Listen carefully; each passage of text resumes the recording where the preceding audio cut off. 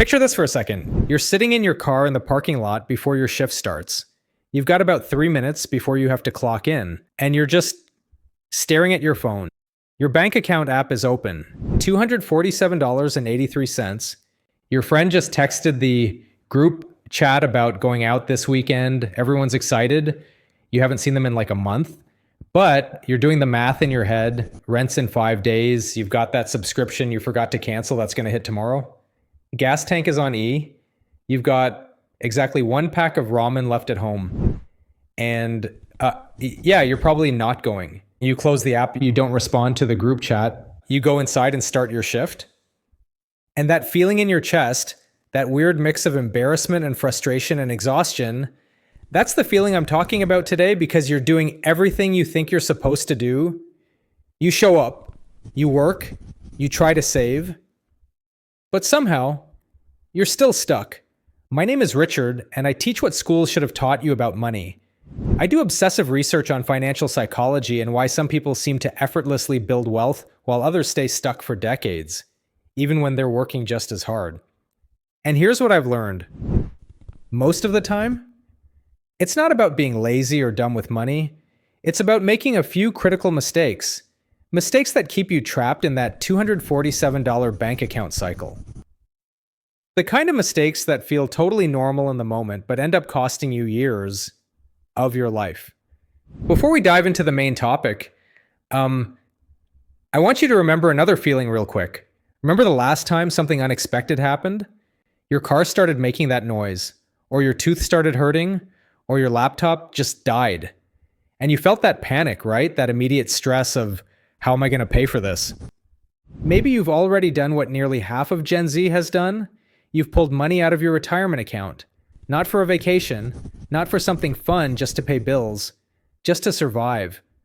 Or maybe you've skipped meals to save money, sold stuff you actually liked, borrowed from family and felt terrible about it, worked a side hustle until 11 p.m. after your regular job and still barely made a dent. And the whole time, you're seeing people online talking about crypto gains and passive income and real estate investing, and you're like, I'm just trying to not overdraft, you know? But here's where things get interesting.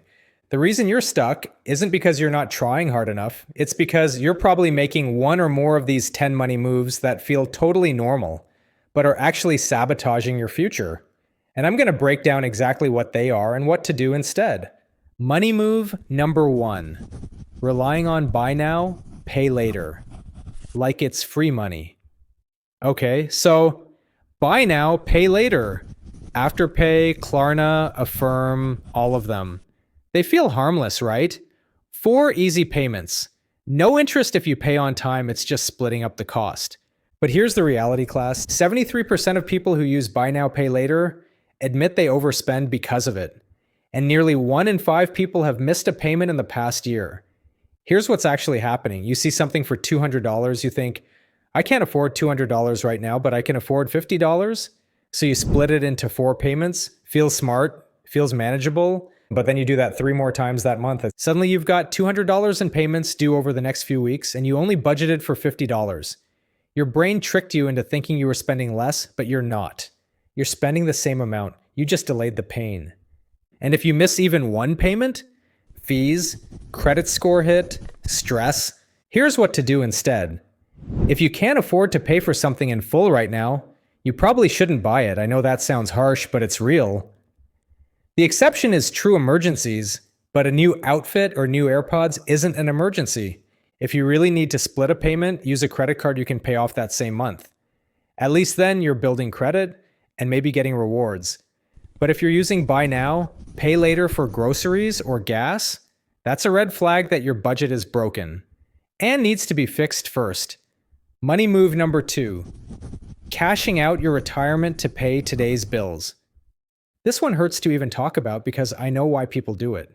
Nearly half of Gen Z has already tapped into their retirement accounts, not for a boat, not for a trip to Europe, but for debt, for rent and emergencies. And look, I'm not going to sit here and judge you if you've done this. Sometimes you're in survival mode and you do what you have to do, but if you haven't done it yet and you're thinking about it, please hear me out. When you pull money out of a 401k or IRA early, here's what happens. First, you lose the money, obviously, But you also get hit with a 10% penalty in most cases. Plus, you pay income tax on it. So if you pull out $5,000, you might only actually get $3,500 after penalties and taxes. But here's the part that really gets you. That $5,000 you pulled out, if you had left it there for 30 years, it would have grown to about $38,000 with average market returns. You didn't just lose $5,000, you lost $38,000 of future money. I know, you're thinking, Richard, I need to eat next week. I can't think about 30 years from now. I get it, but here's the move. Before you cash out retirement, exhaust every other option. Can you pick up extra shifts? Sell something you don't need? Ask for a payment plan on that bill? Call your credit card company and ask for hardship options? And if you absolutely have no other choice, at least take a loan from your 401k instead of a withdrawal. You'll pay yourself back with interest and you won't get hit with penalties and taxes. It's not ideal, but it's way better than a full cash out. The real lesson here, you need an emergency fund so you never have to make this choice. Which brings me to money move number 3, not having an emergency fund because it's not enough anyway. 57% of Americans can't cover a $1,000 emergency without using credit.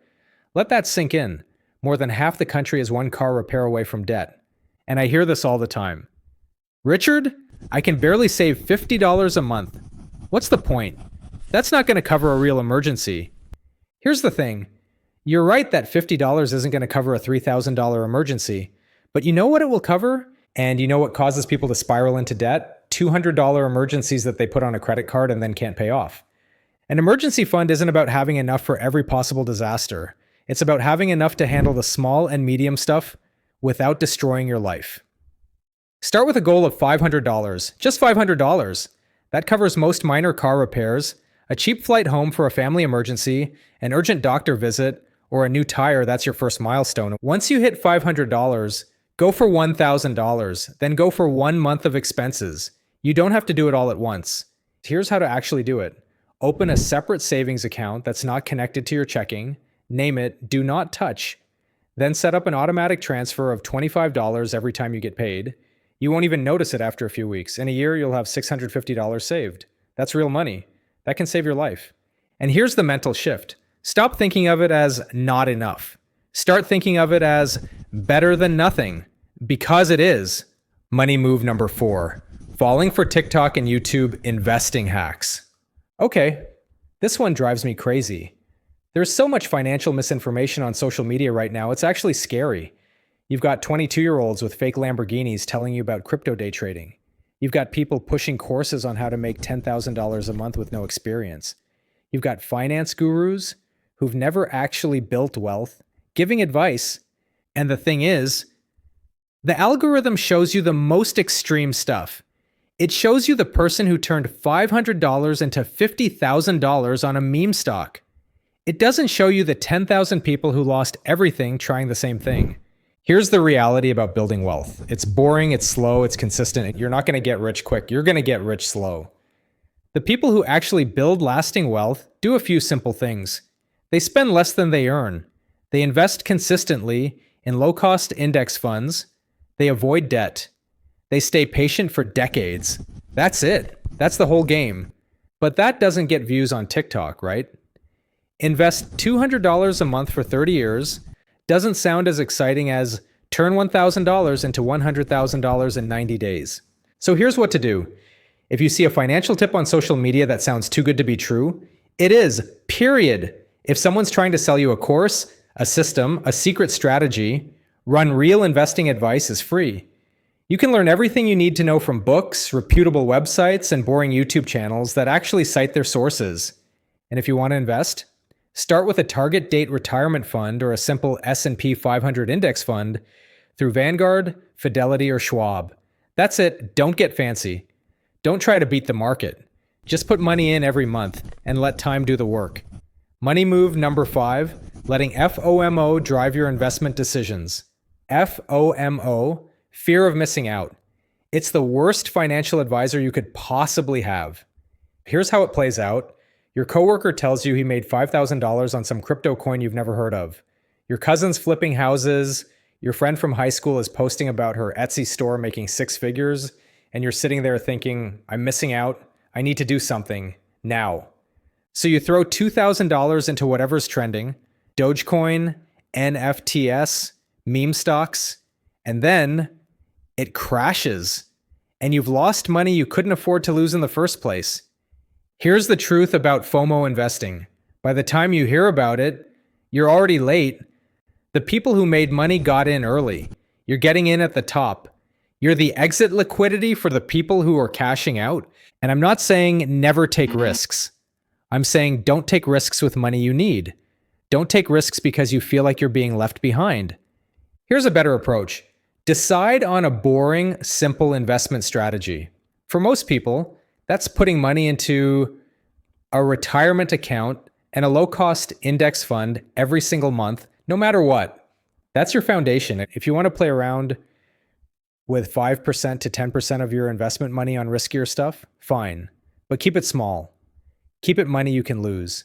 And don't let it distract you from the main strategy. The people who get rich from investing don't chase trends. They buy assets, hold them for decades, and ignore the noise. That's the move.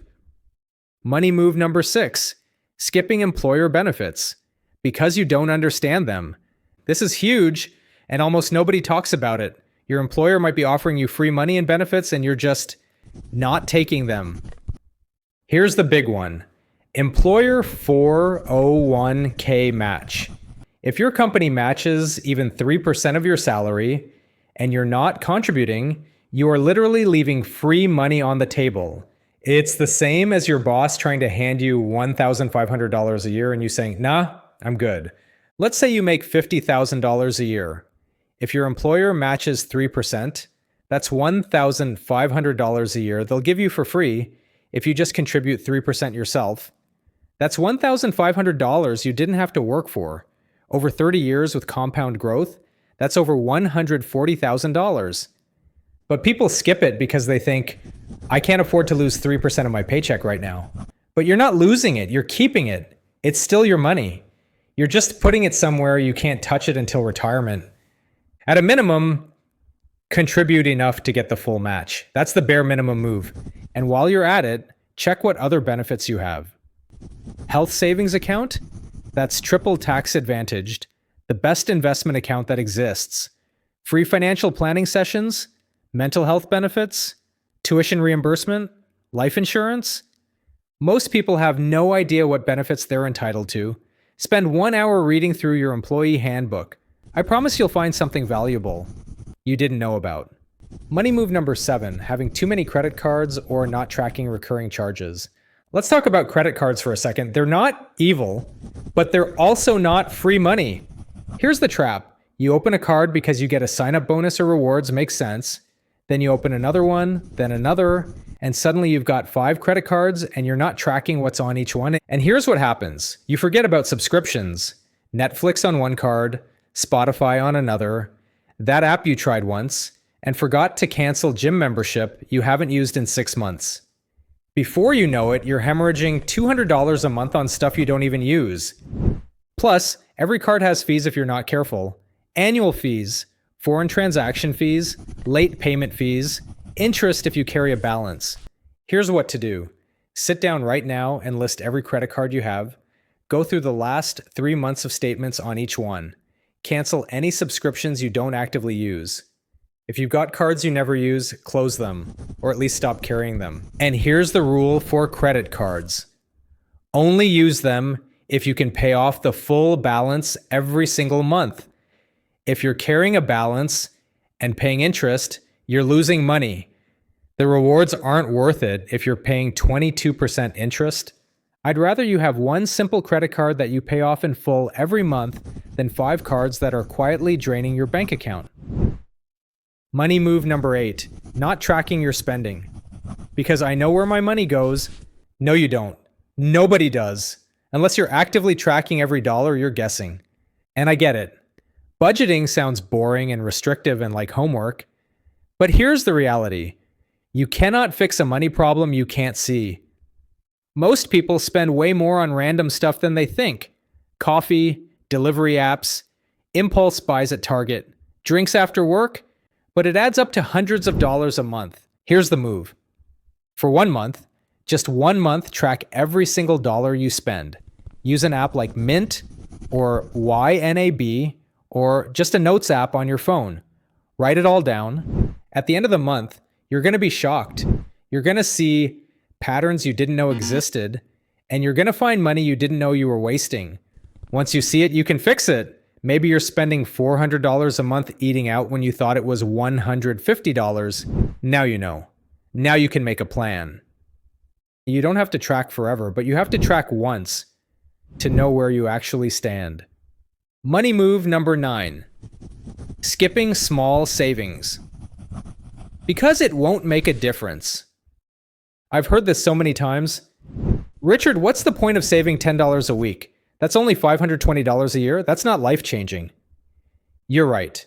$520 isn't life-changing. But you know what is? $520 every year for 30 years growing at 8% annual returns. That's $64,000. You're not saving for next month. You're saving for decades from now. And every single dollar you save now is worth way more in the future because of compound interest. Let me give you an example. If you're 25 and you save $50 a month until you're 65, that's $24,000 you put in. But with average stock market returns, it grows to $175,000. That's real money. But if you wait until you're 35 to start, you'd have to save $120 a month to get the same result. You lost a decade of growth. The lesson? Start now. Even if it's tiny, $10 a week, $25 a month, whatever you can do, just start, because time is the most valuable part of the equation and you can't get it back. Money move number 10. Not investing out of fear or bad timing. Last one, and this might be the most damaging. A lot of people don't invest because they're scared the market might crash. It's too high right now. I don't know what I'm doing. I'll wait for a better time. But here's the truth. The best time to invest was 10 years ago. The second best time is today. You can't time the market. Nobody can. Not professionals, not billionaires, nobody. The people who try to time it almost always lose. The people who win are the ones who invest consistently, no matter what's happening. They invest when the market's up, they invest when it's down, they invest when everyone's panicking, they just keep going. And yeah, sometimes you'll invest right before a dip. That's going to happen. But over 20 or 30 years, it doesn't matter. The market always recovers and grows. If you're sitting on the sidelines waiting for the right time, you're losing money every single day. Inflation is eating your cash. You're missing out on growth. Here's what to do. Open a Roth IRA or start contributing to your 401k. Set up automatic contributions. Start with whatever you can, $50, $100, $200 a month. Invest in a target date fund or an S&P 500 index fund. Then ignore it. Don't check it every day. Don't panic when it goes down. Just keep contributing. That's the whole strategy. Look, I know it's tough out there. I know you're working hard and it feels like you're barely keeping your head above water. I know you're doing everything you're supposed to do and it still doesn't feel like enough. But here's the truth. Small moves add up. Avoiding these 10 mistakes won't make you rich overnight, but over time, they'll completely change your life. So here's your action step. Pick one thing from this video, just one. Maybe it's setting up that automatic $25 transfer to savings. Maybe it's canceling subscriptions you don't use. Maybe it's finally contributing enough to get your employer match. Just pick one, do it this week, and then come back and pick another one next month. You've got this. It's not about being perfect. It's about being consistent, and you're already here learning, which means you're ahead of most people,